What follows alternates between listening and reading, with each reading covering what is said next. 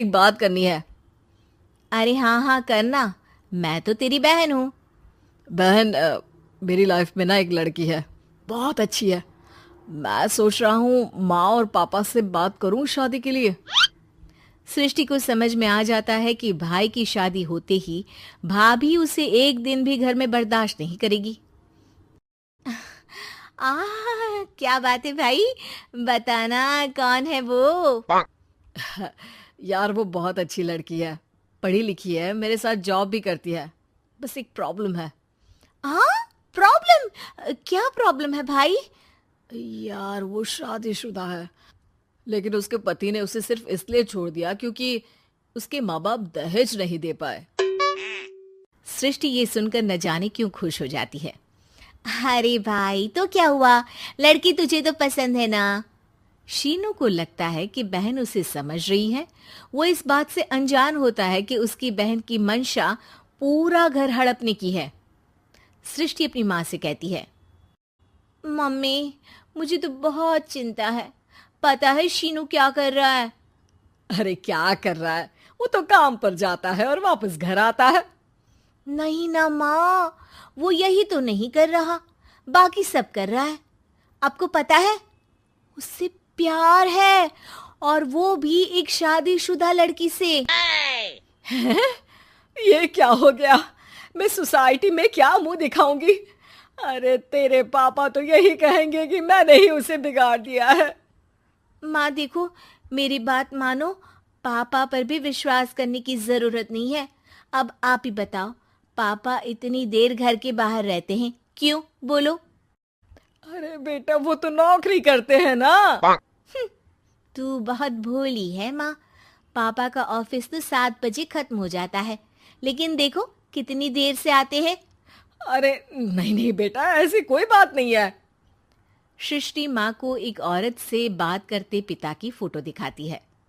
देखो माँ, कैसे हैं पापा। मैं ना कहती थी कि पापा सही नहीं है।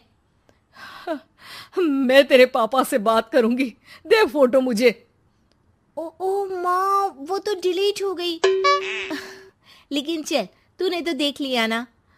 पापा से बाद में बात कर लेना, और हाँ, मेरा नाम बिल्कुल मत लेना, हाँ माँ। अब क्या था, सृष्टि के माँ और पिता के बीच झगड़ा होना शुरू हो जाता है। सृष्टि के मन में क्या चल रहा था कोई नहीं जानता था। एक दिन, माँ, सृष्टि के लिए एक लड़का देखा है, वो लोग शाम को उसे देखने आने वाले हैं। और हाँ माँ, एक खुशखबरी, मैं और पापा मिलकर एक नया बिजनेस ट्राई कर रहे हैं। शाम को लड़का आता है, सांवले रंग का। सृष्टि को तो बिल्कुल भी पसंद नहीं आता। लड़की की माँ कहती है, लड़की का चेहरा तो कोई खास नहीं, लेकिन अगर मेरे बेटे को आप लोग सेटल कर दें तो मैं उसकी शादी आपकी बेटी से करवा दूं। सृष्टि को लड़का बिल्कुल पसंद नहीं था। उसे भाई पर गुस्सा आ जाता है। लड़के वालों के जाने के बाद कहती है, माँ देखा, शीनू मेरे लिए कैसा लड़का लेकर आया, न दिखाने लायक न सुनने लायक, सेटल भी नहीं, वो भी हम करे। अरे माँ, मैं जानती हूँ ये मेरी शादी किसी भी घर में क्यों करवाना चाहता है। अरे कैसी बात कर रही है बहन, तूने तो देखा ना, लड़के को मैंने ही मना कर दिया तुझसे शादी के लिए। जिसने लड़का बताया था उसने उसकी बहुत तारीफ की थी। बात आई गई हो जाती है, लेकिन सृष्टि का मन शांत नहीं होता।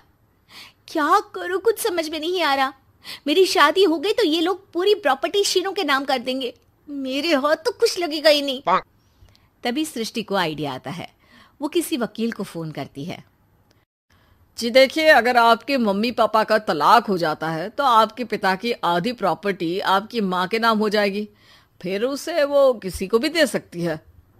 सृष्टि अब माँ को बेटे के खिलाफ भरती है। माँ, शीनू पर नजर रखा करो, वो जिस लड़की के प्यार में है ना, वो शादीशुदा है। यहाँ आएगी, सारा पैसा रुपया जमीन जायदाद सब हड़प लेगी। पापा का भी हाल तुमसे छुपा नहीं है। ऐसा ना हो कि मैं और आप एक दिन सड़क पर भीख मांगे। हे भगवान, मैं तो जीते जी मर जाऊंगी अगर ऐसा हो गया तो। ऐसा हो गया नहीं माँ, ऐसा ही होगा। अभी समय है, आगे का सोच लो। मैं तो कहती हूँ पापा से आधी प्रॉपर्टी लेकर अलग हो जाओ। पापा की आधी प्रॉपर्टी भी हम लोगों को अगर मिल जाती है ना, तो अगले 7 जन्म सफल समझो। बेचारी माँ बेटी के कहने पर पति से तलाक लेकर अलग हो जाती है। सृष्टि अब पैसों से गाड़ी और अपने दूसरे महंगे शौक पूरे करने लगी। उसके दोस्त भी उसके पैसे इस्तेमाल करते। सृष्टि, कल तुम कहाँ थी? मैं सारा दिन घर पर अकेली थी। तो मैं क्या करूं? मैंने ठेका तो नहीं लिया है ना तुम्हें संभालने का। माँ को सृष्टि से ये उम्मीद नहीं थी।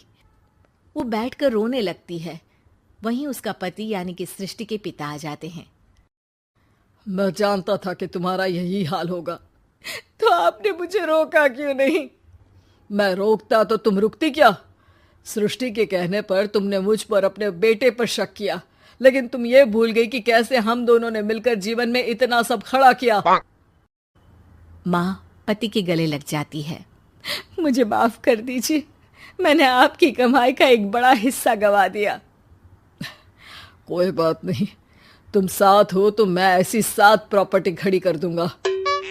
तभी वहां सृष्टि आ जाती है रोते हुए। माँ, मयंक ने मुझे छोड़ दिया।